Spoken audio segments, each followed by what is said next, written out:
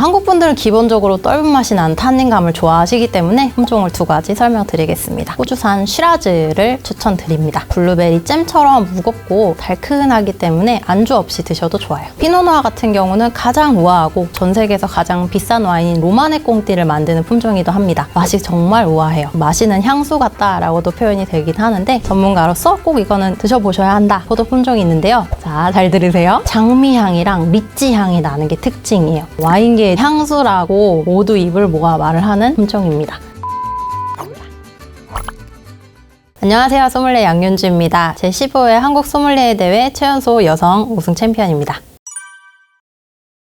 와인이 오래될수록 맛있다는 것은 사실이 아닙니다. 숙성이 되면 될수록 산도가 부드러워지고 떫은 맛을 내는 탄닌이 부드러워지기 때문에 최소 3년에서 5년 정도는 숙성을 하면 좋지만 보관하는 컨디션에 따라서 다를 수 있기 때문에 꼭 오래 보관한다고 해서 더 좋아지는 것은 아닙니다. 과거에 제가 와인을 시작할 때만 해도 그런 편이었는데요. 지금은 그렇지 않습니다. 지금은 오히려 환경보호차에서 코르크 마개를 좀 안 쓰는 경향도 있고요. 코로나 이후로는 또 집에서 편하게 즐기는 와인이 있기 때문에 스크류캡도 신선하게 와인을 즐기기 좋다. 여전히 고급 와인을 코르크 마개로 하고는 있습니다. 왜냐하면 장기 숙성을 하려면 코르크 마개에 공기가 드나드는 역할이 필수적이거든요. 이제 돌렸다는 스크류캡 같은 경우는 공기가 드나들지 못하기 때문에 장기 숙성에 적합하지 않아서 여전히 고급 와인은 코르크 마개를 쓰지만 꼭 저렴한 와인이라고 해서 스크류캡을 쓰는 건 아닙니다. 와인의 밑바닥 깊이가 깊으면 좋은 와인이다 이렇게 말씀하시는 분들도 있는데 이것도 맞나요? 사실이 아닙니다. 병 아랫부분 펀트를 말씀하시는 것 같은데요. 옛날에는 운송시설이 인약했기 때문에 충격이 많이 가해졌어요. 고급 와인만 이렇게 펀트를 깊게 파서 충격 완화를 하는 편이었는데 지금 워낙 시스템이 좋기 때문에 비싼 와인도 펀트가 없는 경우도 있습니다. 강도가 많은 와인은 저렴한 와인이다. 이거는 그런 편이다 입니다. 정상적인 알코올 발효를 거치면요. 단맛이 남지 않게 됩니다. 당이 다 전환이 돼서 알코올이 되는 거기 때문에 당도가 있다는 건 숙성 시간이 짧다는 얘기고 알코올 도수가 낮다는 얘기이기 때문에 시간이나 이런 게 들지 않기 때문에 아무래도 좀 저렴할 수밖에 없습니다.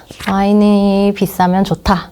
애매한데요. 왜냐면 한국에서는 와인이 세금이 되게 높기 때문에 비싸기 때문입니다. 한국에 들어오는 와인은 어느 정도 퀄리티가 보장되어 있다라고도 이해할 수가 있는데요. 우리나라의 편의점에서 9,900원 이렇게 파는 와인들 퀄리티 되게 좋아요. 비교를 할 때 라면과 라멘의 차이라고 생각하거든요. 저렴하게 만드는 스타일이 있고 장인 정신을 담아서 만든 스타일이 있는데 똑같은 포도 과일을 썼다고 해도 포도송이가 골고루 익었냐 안 익었냐 섬세한 차이가 있기 때문에 이왕이면 고급 와인을 먼저 접하시고 어느 정도 내 취향이 잡혔다 하면 그때 좀 저렴한 와인을 드셔도 좋을 것 같습니다.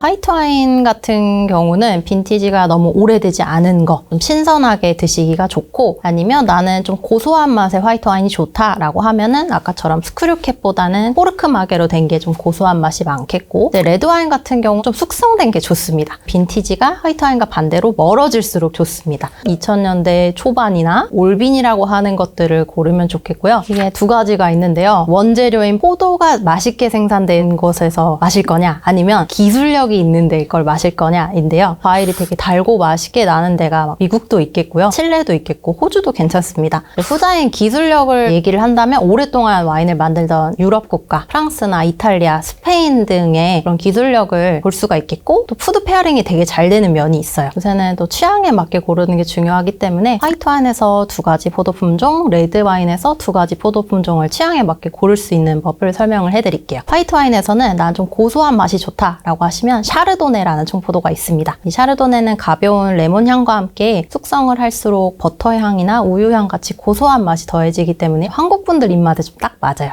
이렇게 흰살 생선회랑 먹기도 좋고요. 반대로 나는 좀 향이 정말 좋았으면 좋겠다 하는 포도 품종은 소비뇽 블랑이 있어요. 되게 개운하기 때문에 평소에 약간 소주를 즐기시던 분들이 좀 매운 음식이나 피크닉 갈 때 얼음 하나, 두 개 넣어서 먹는 용도로는 상큼해서 좋고요. 한국 분들은 기본적으로 떫은 맛이 나는 탄닌감을 좋아하시기 때문에 레드 와인에서는 탄닌감이 많은 품종을 두 가지 설명드리겠습니다. 까베르네 소비뇽인데요. 줄여서는 까쇼라고 합니다. 떫은 맛이 많이 나는 탄닌이 숙성이 될수록 생겨요.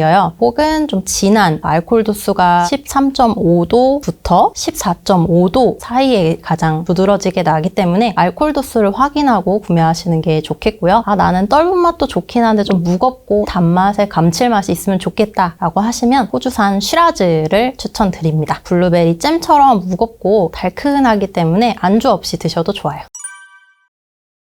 기본적으로 알아야 되는 적포도를 일단 알려드리겠습니다. 4대 천왕이라고도 부르는데요. 까베르네 소비뇽, 멜롯, 시라즈, 말백. 앞서 말한 4가지 품종은 한국인 입맛에 가장 잘 맞는 좀 부드럽고 풍만한 스타일이라고 하고요. 레드와인은 베리류로 나눌 수가 있어요. 색깔별로 나눌 건데 파란색 베리인데요. 대표적으로 블루베리가 있습니다. 블루베리 생각해보면 신맛도 없고 떫은 맛도 좀 없는 과일이에요. 말백이나 시라즈가 여기에 해당이 됩니다. 호불호가 없기 때문에 많이 드실 수 있겠고, 멜롯 같은 경우는 딸기랑 블루베리 중간이에요. 다채로운 맛을 원한다라고 하면 멜롯을 고르시면 되겠고, 마지막으로 제일 유명한 까베르네 소비뇽이 검은색 베리, 블랙베리, 블랙 커런트, 또 한국 분들한테는 익숙하지 않은 향이기 때문에 뭐야 유명하다고 마셔봤는데 좀 낯설다 하는 느낌이 이 과일 때문에 오는 느낌이고요. 대신 마실수록 이색적이라서 더 끌리게 되는 것이 까베르네 소비뇽입니다. 그 이외로는 전문가들은 제일 먼저 언급하는 피노누아가 있겠습니다. 피노누아 같은 경우는 가장 우아하고 전 세계에서 가장 비싼 와인인 로마네 꽁띠를 만드는 품종이기도 합니다. 블렌딩을 하지 않고 워낙 서늘한 기후에서 섬세하게 만들어지는 포도라서 좀 비싸지만 맛이 정말 우아해요. 마시는 향수 같다라고도 표현이 되긴 하는데 피노누아 꼭 추천을 드리고, 그런 스타일인데 나는 이탈리아 거 먹고 싶다라고 하면은 네비올로라는 것도 있습니다. 네비올로는 라틴어 네비아, 안개라는 데서 유래가 된 포도 품종인데요. 이탈리아의 북서쪽에 강원도 같은 산골짜기에서 나는 포도예요. 굉장히 섬세하지만 뒤에서는 떫은 탄닌감이 있는 2가지 상반된 매력이 있는 포도 품종입니다.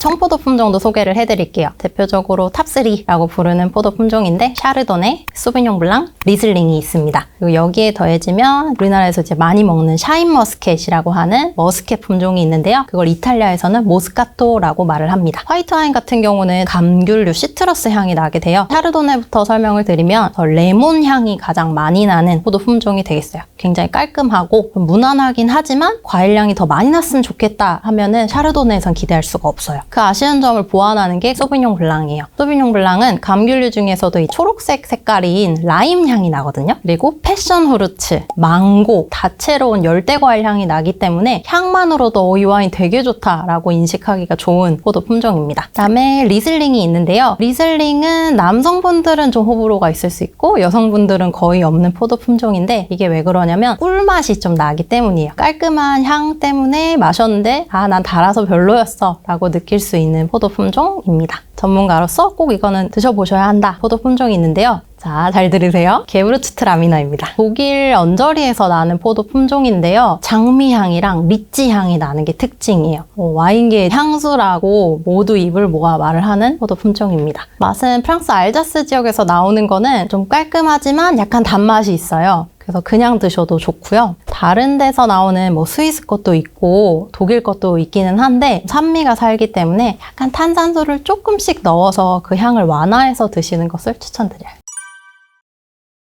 사실 폰트가 중요하긴 합니다. 선물 받으시는 분 입장에서는 그런 정보가 아직 없을 수 있기 때문에 이왕이면 폰트가 좀 깊게 들어간 걸 고르시는 게 좋겠고, 이제 환경보호를 한다고 해서 가벼운 병이 많이 나오는 편인데 여전히 선물하실 때는 이제 좀 들어보고 무거운 병, 왜냐면 모든 와인의 용량이 750ml로 동일한데요. 와인병이 두꺼우면 훨씬 더 많이 든 줄 아세요. 내가 마시는 와인은 사실 잘못돼도 환불을 하러 갈 수 있지만 선물하는 경우는 그럴 수가 없잖아요. 그래서 혹시 모르니까 위에 캡 부분 돌려보면 살짝 돌아가요. 그럼 이제 와인이 끓어 넘쳐서 끈적거리지 않는 상태라는 걸 알 수 있기 때문에 선물하실 때는 꼼꼼히 돌려보고 돌아가는지 확인하시는 것도 좋은 팁이 되겠습니다.